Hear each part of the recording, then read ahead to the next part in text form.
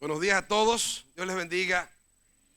Quiero darle las gracias a los pastores por haberme invitado a estar con ustedes esta semana. Para mí ha sido un gozo de verdad compartir anoche con nosotros los jóvenes y el tiempo que tuvimos. Me he gozado en la adoración en esta mañana también. Qué bueno es cantar esos himnos de alabanza. Me fascina de verdad poder cantarlos. Me encanta, hay libertad. A mí me encanta esa canción. Hay libertad. Un día pues me metí en el grupo de adoración, yo de metido, ¿no? Y les digo, pero ustedes están como muy medio tiesos. Cuando ustedes canten esa canción no se puede cantar duro como un palo. Esa canción se canta movido. Ustedes cuando digan rompió mis cadenas, tienen que hacer así: rompió mis cadenas, me dio vida nueva. Y cuando digan al fondo del mar echó mi maldad. Y cuando digan lavó mis pecados, tienen que hacer así: lavó mis pecados. Y me dijo un joven: no, pastor, no es así. Es así que ahora se lava. Lavó mis pecados. Las lavadoras son electrónicas. Entiéndalo. Así es que me encantó poder cantar con ustedes esa canción que tanto me gusta. También me acompañan 4 hermanas de mi iglesia hoy. Me lleno más de alegría que han venido a estar con nosotros. Gracias, Mariné, Mariluz, Diomari, Geraldine.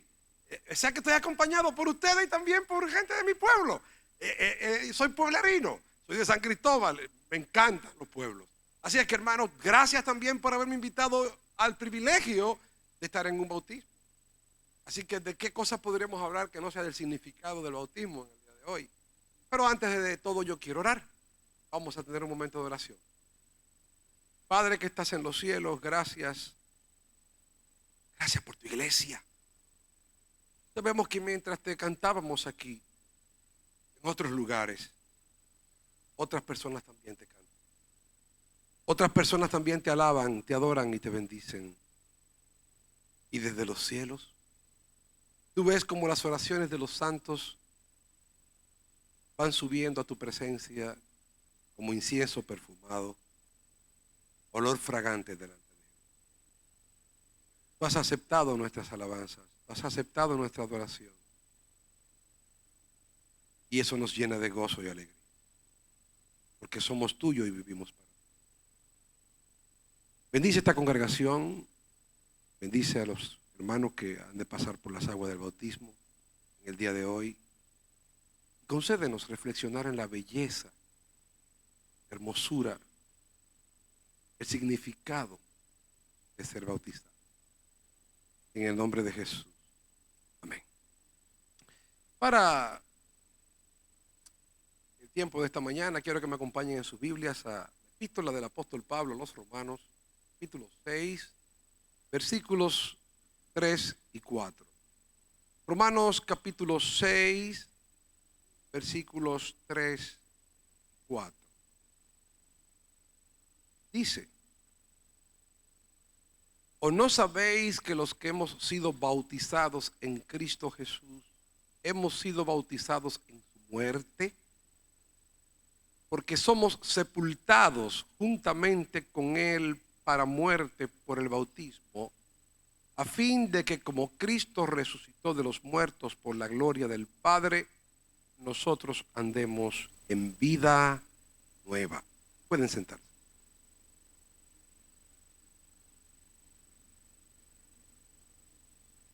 Si tuviésemos que hacer un sondeo para saber cuál es el personaje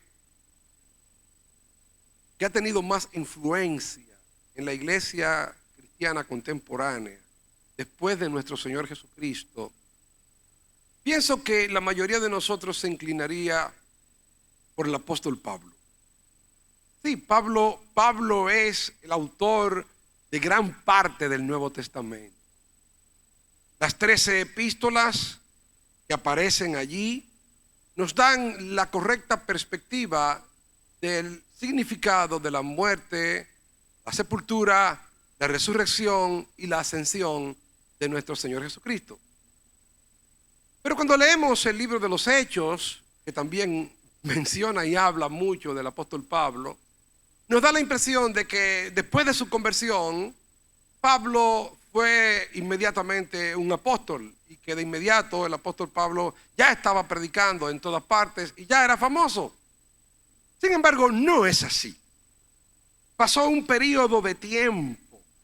El apóstol Pablo nos dice en la epístola de Gálatas capítulo 1 versículo 18: después, pasados 3 años de lo que le había ocurrido al convertirse, subí a Jerusalén para ver a Pedro y permanecí con él 15 días. Luego añade en el versículo 21: después fui a las regiones de Siria y Cilicia y no era conocido de vista por las iglesias de Judea que eran en Cristo. Y también dice en el capítulo 2 versículo 1 y 2: después, pasados 14 años, subí otra vez a Jerusalén con Bernabé, llevando también conmigo a Tito. De manera que pasó un periodo de tiempo largo hasta el momento en el cual el apóstol Pablo llega a ser la persona que nosotros vemos hoy. Encontramos que Bernabé es quien lleva a Pablo ante los apóstoles y lo encontramos en Hechos capítulo 13 versículo 1, donde nos dicen las escrituras que había en la iglesia que estaba en Antioquía profetas y maestros, dentro de los cuales se encontraba Bernabé, se encontraba también y Pablo. El Espíritu Santo dijo: apartadme a Bernabé y a Saulo para la obra que les voy a encomendar. Por lo tanto, pasó un periodo de tiempo en el cual el apóstol Pablo se lo tomó en ese seminario íntimo de Dios para ir poniendo en orden sus ideas, las ideas del evangelio que él predicaba entre los gentiles. Así es que él tuvo que también, como él mismo dice, que fue a Jerusalén y expuso en privado el evangelio que él predicaba entre los gentiles. De manera que tuvo que Pedro y los demás escuchar: ¿qué es lo que tú estás hablando, Pablo? ¿Qué estás enseñando? ¿Qué estás diciendo por ahí? De manera que las cosas que Pablo decía eran sumamente chocantes para mucha gente. Eran sumamente chocantes de tal manera que el mismo apóstol Pedro, el apóstol Pedro, en segunda de Pedro capítulo 3 versículo 16, dice las siguientes palabras: como también nuestro amado hermano Pablo nos ha hablado casi en todas sus epístolas cosas difíciles de entender, las cuales los indoctos tuercen como las otras escrituras para su propia perdición. De manera que si Pedro, que había estado 3 años en el ministerio personal con nuestro Señor Jesucristo, llegó a decir que las cosas que Pablo decía eran difíciles de entender, es porque hay cosas en la Biblia que son difíciles de entender. Ciertamente, Pedro no estaba entendiendo algunas cosas y reconoce que para mucha gente algunas de estas cosas eran difíciles de entender. ¿Qué era difícil de entender? El mismo apóstol Pablo lo habla y lo dice cuando dice en Romanos capítulo 3 las siguientes palabras. Romanos capítulo 3 versículo 8, él dice: ¿y por qué no decir, como se nos calumnia y como algunos cuya transgresión es justa afirman que nosotros decimos? Es decir, había gente que decía que Pablo dijo, con lo cual Pablo no estaba de acuerdo con lo que ellos dicen que él dijo. ¿Entendieron eso, verdad? Pero lo dijo o no lo dijo. Él dijo lo que dijo, pero no quiso decir lo que usted dijo que él dijo. Así es que él dice: algunos dicen de nosotros de manera calumniosa que nosotros decimos, pero nosotros no decimos esos que ellos creen que nosotros decimos. ¿Qué era lo que Pablo decía? Que nosotros somos salvos por la pura gracia de Dios, y que no importa cuán grandes hayan sido los pecados que alguien haya cometido, todos son cubiertos con la sangre preciosa de nuestro Señor Jesucristo. Así que mucha gente empezó a pensar de la siguiente manera: oh, pero si Cristo cubre todos mis pecados, entonces ¡qué buena idea! Me voy a dedicar a vivir pecando, y entonces, como todos mis pecados Cristo los va a cubrir, vivo en pecado y al final Cristo perdona todos mis pecados. ¿Por qué no? ¿Por qué no? Recuerdo en una ocasión que algo parecido me pasó a la tienda, no igual, pero parecido. Yo no soy mucho de tienda, porque bueno, tengo ropa, y si tengo ropa, ¿para qué voy a comprar más ropa? Ya tengo ropa. Si tengo pantalones, tengo pantalones, ya no quiero más pantalones. Si tengo saco, tengo saco. ¿Para qué más saco? Bueno, en fin. En fin, pero andaba un día con un grupo de hermanos que les gusta comprar ropa y los felicito. No soy así, pero los felicito, no lo critico, no lo critico. Y aquellos hermanos, bueno, pues andábamos con un hermano que era de buena posición económica y entraron todos a una tienda. Entraron todos a una tienda. Yo no, yo me quedé afuera, me quedé en la escalerita de afuera, sentado ahí en la escalinata. Mientras ellos estaban ahí comprando. Yo no voy a gastar mi dinero en esas cosas de ropa. El asunto es que cuando pasaron la fila, el hermano que era rico dijo: yo pago toda la cuenta. Y yo estaba afuera, man. Oye, qué terrible. ¿Por qué no me aproveché? Pero después pensé, ¿pero para qué? Yo no la quiero la ropa. Sencillamente no la quiero. ¿Para qué tengo que decir, ay, voy a aprovecharme? Pero hay gente que puede llegar a pensar de Pablo, que Pablo va diciendo, porque Cristo va a cubrir todos sus pecados, entonces significa que puedes vivir en pecado. Que podemos darnos la vidota de ser pecadores y entonces Cristo al final nos va a cubrir los pecados, porque a fin de cuentas es por gracia. Así que en la epístola a los romanos, el apóstol Pablo se encarga de poner en orden estas ideas. Y aquí en el capítulo 6, en el versículo 1, habiendo presentado que nosotros somos justificados por la gracia de Dios, nos dice que pues entonces perseveraremos en el pecado para que la gracia abunde. Es decir, vamos a pecar para que haya más gracia, y mientras más pecado, qué bien, más gracia hay. Perseveraremos en el pecado para que la gracia abunde, no, de ninguna manera, porque los que hemos muerto al pecado, ¿cómo viviremos entonces aún en él? Y aquí en el capítulo 6, versículo 3 al 4, nos lleva a una reflexión. Dice, o no sabéis, o sea, ustedes no se dan cuenta, o ustedes no saben que los que hemos sido bautizados en Cristo Jesús, hemos sido bautizados en su muerte. Aquí Pablo viene a presentarnos el hecho de por qué alguien que ha creído no puede vivir en el pecado. Ustedes se van a bautizar hoy, ustedes van a dar una muestra pública. No puedo caminar mucho para atrás hoy. No, yo la miré y dije, no quiero caer ahí hoy. Yo no me quiero bautizar hoy de esa manera, no, de esa manera no. Entonces mire usted, las personas pensaban que podían seguir viviendo en el pecado, y Pablo dice, o no sabéis que los que hemos sido bautizados en Cristo Jesús, hemos sido bautizados en su muerte, y presenta entonces las razones por las cuales un cristiano bautizado no puede vivir en pecado. ¿Por qué no pecamos? ¿Por qué nosotros no vivimos en el pecado? ¿Por qué luchamos contra el pecado? Es verdad, pero nosotros al creer en Cristo y ser bautizados, nosotros reducimos el pecado. Hay un aborrecimiento del pecado. Por lo menos hay 3 sentidos en los cuales el pecado disminuye en nosotros. Tenemos una naturaleza pecaminosa, pero evidentemente el que ha creído en Cristo tiene una disminución drástica en el pecado. Y Juan va más lejos. Juan dice que el que permanece en la simiente de Dios, permanece en él, no peca, no peca. Mire, créalo, ahí dice no peca. No, pero no puede ser, dice no peca, porque la simiente de Dios está en él. Si usted quiere, vaya, busque los griegos, busque los idiomas que ustedes quieren, pero ahí dice eso, no peca. Así es que no es tan sencillo que un cristiano peque deliberadamente. No es tan sencillo que un cristiano diga, yo estoy viviendo con una mujer que no es mi esposa, soy cristiano, voy a la iglesia, tomo la cena del Señor y a mí eso ni me preocupa. No, eso no puede ocurrir. Eso no ocurre. Eso no pasa. ¿Y por qué no pasa? En primer lugar, porque Pablo nos presenta, dice lo siguiente, ¿no sabéis que los que hemos sido bautizados en Cristo Jesús, hemos sido bautizados en su muerte? Así en primer lugar podemos decir que el cristiano no puede continuar viviendo en pecado porque el cristiano ha muerto con Cristo. Cuando ustedes son bautizados, ustedes están diciendo que ustedes acompañan a Cristo en su muerte. Ustedes hoy están diciendo públicamente al mundo, al pecado y al diablo, yo me morí para ti. Yo estoy muerto. Yo soy un muerto.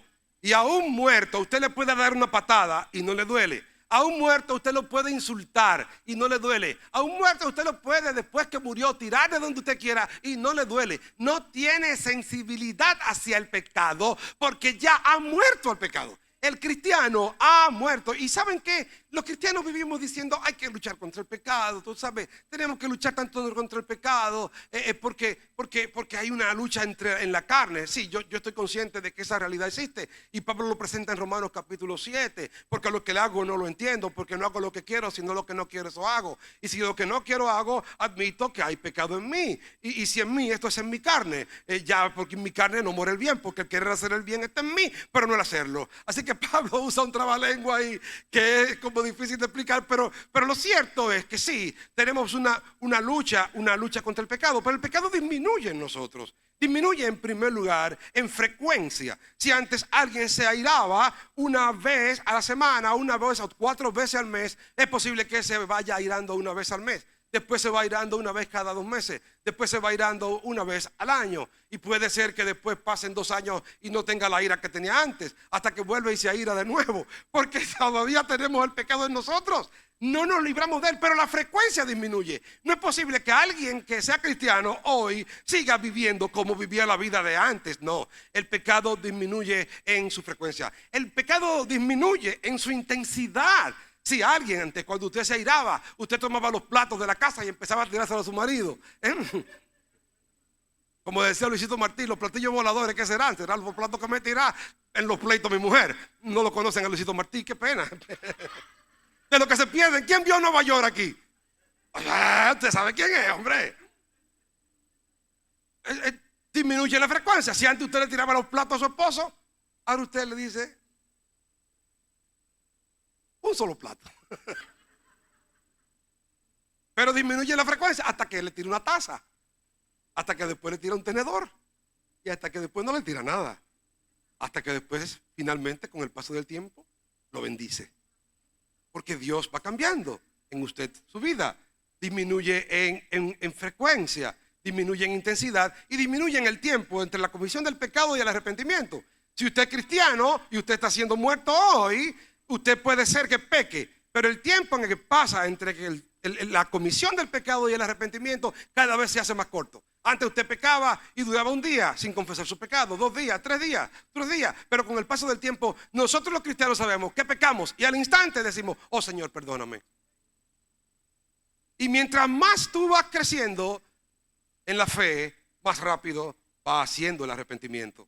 No hay que ir muy lejos para sacarte la confesión de pecado, no. Vas y te arrepientes, punto. Entonces, el texto nos dice, los que hemos sido bautizados en Cristo Jesús, hemos sido bautizados en su muerte. Y aquí viene lo que tiene que ver con la representación. Y esto es vital. ¿Por qué es vital la representación? Bien. Por eso los cristianos creemos en Adán y Eva, porque no podemos ser incoherentes. Hay gente que dice, no, nosotros creemos que venimos del mono. Bueno, que venimos del mono, viejo.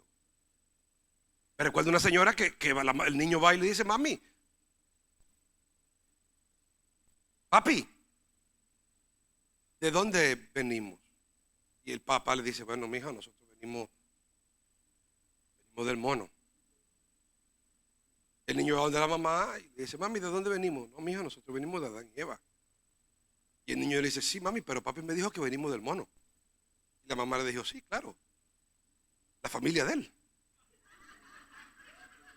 La suegra. Ellos vienen del mono. Pero nosotros somos coherentes. Nosotros creemos que venimos de Adán y Eva. ¿Y por qué venimos de Adán y Eva? Bueno, porque nosotros creemos, los cristianos, que el pecado entró en el mundo por un hombre y por el pecado la muerte. Y ese hombre nos representó. Y nosotros, aunque no estábamos allí, sí estábamos allí representados en Adán. Así que cuando Adán cayó, todos nosotros caímos con él. ¿Creemos esta premisa? Sí, la creemos. Bueno, ahora el Nuevo Testamento nos presenta otra. ¿Qué? Que hay un nuevo Adán. Y ese Adán es Cristo. Y cuando Cristo murió, de la manera en la cual Adán nos representó en la caída y en la muerte, ahora Cristo, cuando Él murió en la cruz, nosotros estábamos allí. Cuando Él murió en la cruz, tu nombre estaba allí. Cuando Él murió en la cruz, estabas tú presente de alguna manera u otra, aunque sea en el pensamiento de Dios. De manera que cuando Él murió en la cruz, tú también moriste con Él. Tú eres un muerto. Eres un muerto. Ya el pecado no tiene sensibilidad hacia ti. Entonces estamos muchas veces pensando, ¿cómo puedo luchar contra el pecado? ¿Cómo puedo luchar contra el pecado? Porque yo no quisiera ser mujeriego, pero soy mujeriego. Ah, ¿eres mujeriego? Sí, soy mujeriego. Yo no quisiera ser borrachón, pero soy borrachón. Sí, ¿eres borrachón? Pues mira, déjame decirte que lo que creo es que tú no eres cristiano. No, sencillamente, si eres mujeriego y eres un borrachón, tú no eres cristiano, porque el que ha creído en Cristo ha muerto. Es que nos olvidamos de que la Biblia está llena de textos que hablan de la muerte. Les decimos a los hermanos, lucha, lucha, siervo, lucha, siervo, lucha, siervo. No, te la voy a poner más sencilla. No luches, muérete. Lo que te falta es que te mueras. ¿O no has leído los textos que dicen algo como esto? Y lo dicen muchas veces. Con Cristo estoy juntamente crucificado y ya no vivo yo, mas vive Cristo en mí. Lo dices 1000 veces, pero se te olvida que ya no vives tú, que te moriste y crees que estás vivo. Hasta que no entiendas que la Biblia habla tantas y tantas veces de que tú estás muerto al pecado, no vas a entender que es la mejor arma que tú tienes para luchar contra el pecado, el considerarte muerto al pecado, pero vivo para con Dios. Con Cristo estoy juntamente crucificado. Colosenses capítulo 3, versículo 3. Porque habéis muerto, dice Pablo, habéis muerto y vuestra vida está escondida con Cristo en Dios. Pablo dice que nosotros morimos. Ya, tú moriste, mi hermano. No tienes que estar pensando tantas veces, ¿cómo lucho? ¿Cómo lucho? ¿Cómo lucho? ¿Cómo lucho? Romanos capítulo 6, versículo 6. Porque sabemos que nuestra vieja naturaleza fue crucificada con Él. Es lo que pasa contigo. El problema es que te sientes demasiado vivo. Estás demasiado vivo al mundo. El mundo te está influenciando tanto. Tienes tanta vida. ¿No has pensado que la vida cristiana comienza muriéndose? Si tú estás muerta y tu esposo te ofende, no importa, un muerto no se ofende. Si estás muerto y alguien te roba, no importa, no te robaron nada, tú te moriste. Si estás muerto y alguien te abandona, no importa, muerto no sabe, ya lo dejaron en la tumba y se fue todo el mundo. Es que no te has dado cuenta de que has muerto al mundo. Pablo, el énfasis es: no sabe que los que han sido bautizados en Jesús han sido bautizados en su muerte. Ustedes hoy van a participar de esa muerte. En segundo lugar, los cristianos no pueden participar del pecado, no pueden vivir en pecado, porque los cristianos han participado juntamente con Cristo de su sepultura. Los que hemos sido bautizados en Cristo Jesús, hemos sido bautizados en su muerte. Dice el apóstol Pablo, ¿por qué? Porque somos sepultados juntamente con Él para muerte por el bautismo. Así que ustedes hoy los vamos a sepultar. Esa agua que está ahí va a simbolizar la tierra. Esa agua va a simbolizar que a ustedes los vamos a enterrar. Aquí, el pastor que los van a bautizar, los van a enterrar. Mire, yo tengo que bautizar a mucha gente. Aquí están mis hermanas que la he bautizado yo, gracias al Señor. Pero cuando bautizo personas, pues siempre estoy pendiente de una cosa. Y es que ellos hacen así, ponen los brazos así, ¿no? Y yo le digo, mira, no respire, ¿eh? Y cuando lo entro en el agua, un bloom, cierran los ojos. Nadie tiene los ojos abiertos ahí. Todo el mundo cierra los ojos. Nadie respira. Todo el mundo para la respiración. Y me recuerda a veces como cuando estoy en una funeraria. No sé si aquí lo hacen. Esa caja que tienen como un cristalito delante. En mi país la hacían en una cajita con un cristalito delante. Y la gente se paraba a mirar siempre el muerto y a mirar el cristal. Así.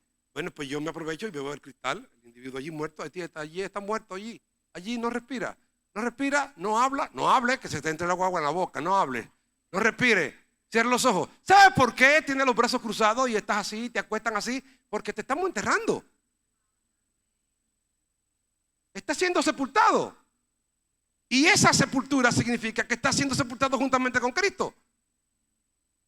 Es verdad que algunos de los pastores se nos pasa la mano, algunos se nos quedan más tiempo en el agua. Yo recuerdo haber bautizado a un señor mayor que cuando salió del agua me dio una cortada de ojo. Y se le salió una palabrita como medio impía. Y yo le iba a decir, ven para acá que no te bautices bien. Pero qué va, lo dejé, el pobre hombre, al poco tiempo murió. Y espero en el Señor que esté en el cielo. Yo voy a verlo allá. Primer bautizado, recién bautizado, que caliendo de bautizar peca. Pero la culpa fue del pastor, se me fue la mano. No consideré al pobre hombre. Entonces, mire usted, a ustedes los vamos a sepultar. Sepultados juntamente con él para muerte por el bautismo. Así es que en el tiempo del Señor Jesucristo, sepultar a alguien era muy importante. Tan importante que estaban el Señor Jesucristo con dos ladrones, uno a su izquierda y otro a su derecha. A lo que la gente le llama el buen ladrón y el mal ladrón. No hay buen ladrón. Un buen ladrón es fantomas. Los que se ríen tienen más de 60 años. Nadie se rió. ¿Qué cosa? Nadie sabe lo que es fantomas. Wow, nadie sabe quién es fantomas. Bueno, un buen ladrón robaba para darle a los pobres. Pero conocen a Robin Hood, ¿verdad? Bueno, el buen ladrón, ese es un buen ladrón. Ese roba para darle a los pobres. No, no hay buen ladrón. Todos los ladrones son ladrones. Nadie tiene derecho a robarle lo del otro. Pero había un ladrón y otro ladrón, que no vamos a llamarlo el buen ladrón y el mal ladrón, sino el ladrón arrepentido y el ladrón que no se arrepintió. Y allí estaban aquellos dos ladrones crucificados juntamente con Cristo. Yo podía decir como el apóstol Pablo: con Cristo estoy juntamente crucificado. Y era de manera literal, ¿verdad que sí? Y la intención del autor, ¿por qué los autores del Nuevo Testamento nos ponen estos dos hombres, uno a la derecha y otro a la izquierda? ¿Por qué? Bueno, por lo regular nosotros, los intérpretes bíblicos decimos, bueno, la interpretación no puede ser metafórica, la interpretación es literal. Bueno, de manera literal, eso fue lo que ocurrió. Pero ¿acaso no querían transmitirnos algo los autores del Nuevo Testamento? Sí, querían transmitirnos una idea, que se puede estar juntamente crucificado al lado de Cristo, haciéndole preguntas a Cristo, cuestionando a Cristo, diciéndole a Cristo que por qué no me baja de la cruz, inconforme con estar allí, pero se puede estar al lado de Cristo, crucificado al lado de él, diciéndole simplemente: acuérdate de mí cuando vengas en tu reino. Así es que tú puedes estar crucificado probablemente, o pensar que estás crucificado al lado de Cristo, ser cristiano, participar de la profesión cristiana y todo el tiempo estar con un corazón quejoso delante de Dios. Quítate eso, tú estás muerto. Estás muerto. Y hoy ustedes van a ser sepultados juntamente con él para muerte por el bautismo. Y en tercer lugar, un cristiano no puede permanecer en pecado porque un cristiano ha resucitado con Jesucristo. Todo el proceso de muerte, sepultura y resurrección está ocurriendo en ustedes de manera literal y en el sentido espiritual. Ustedes van, cuando salgan del agua, a simbolizar que ustedes van a vivir una vida nueva. Porque así como Cristo resucitó de entre los muertos y ya no muere, porque no se muere dos veces, ya ustedes murieron, por lo tanto, nunca más morirán. La palabra de Cristo es fiel. El que cree en el Hijo de Dios tiene la vida y no vendrá condenación. ¿Porque pasará? No, porque ya ha pasado de muerte a vida. Ahora ya ha pasado de muerte a vida. Tiene una vida eterna que comienza ahora, que comienza cuando tú crees. Nosotros por lo regular pensamos que la vida eterna comienza cuando yo me muera. La vida eterna no puede comenzar cuando yo me muera, porque entonces supondríamos entonces que no tengo vida ahora. No, todas las promesas que están en la Biblia son ahora, en el momento que nosotros creemos hoy, en el día de hoy. Vean usted en Efesios capítulo 2 versículo 8. Por gracia habéis sido salvos, por gracia seréis salvos. No, por gracia sois salvos. Por gracia sois salvos. Sois salvos ahora. El Señor Jesucristo dice: el que cree en mí tendrá vida eterna. No dice tendrá vida eterna cuando se muera. El que cree en mí tiene vida eterna y no vendrá condenación, porque ha pasado de muerte a vida. Las promesas de Dios son fieles y verdaderas. Aférrate a ellas, cree en ellas, vive para ellas. Vale la pena vivir para Dios. Así que ustedes hoy, dice Pablo en Romanos capítulo 6 versículo 11: así también vosotros consideraos muertos al pecado, pero vivos para Dios en Cristo Jesús. Considérense muertos al pecado. Ustedes hoy hacen una resolución espiritual en la cual cortan con el pecado. Cortan con él. Se divorcian de él. No viven para él. Son muertos para él, pero vivos para Dios. Y la verdadera vida es la vida que se vive para Dios. No hay manera. Algunas personas dicen, la mejor vida es la vida cristiana. No estoy de acuerdo. La única vida es la vida cristiana, la otra es muerte. No es que es la mejor, es que es la única. Porque fuera de ella no hay vida. ¿Qué es lo que hay en el mundo? Muerte. ¿Cómo andan los pecadores? Muertos. Y Cristo dice las siguientes palabras: y yo he venido para que tengan vida, para que la tengan en abundancia. Que Dios les bendiga. Muchas gracias. Vamos a orar. Amante Padre que estás en los cielos, tú eres tan bueno, misericordioso y justo.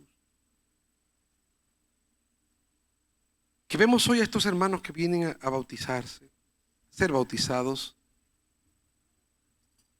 Es un milagro. Personas que estaban muertas en delitos y pecados, tú le hayas dado vida. Vida eterna. El ver que tus brazos no se ha cortado para salvar. Que a pesar de estar en un país, Señor, que ofrece tantas facilidades, tantas sensualidades, ellos han optado por morir al pecado, morir al mundo y vivir para ti. Gracias por Jesucristo, por tu belleza y por tu amor. Bendícenos y bendícelos en el nombre de Jesús. Amén. Muchas gracias, hermano.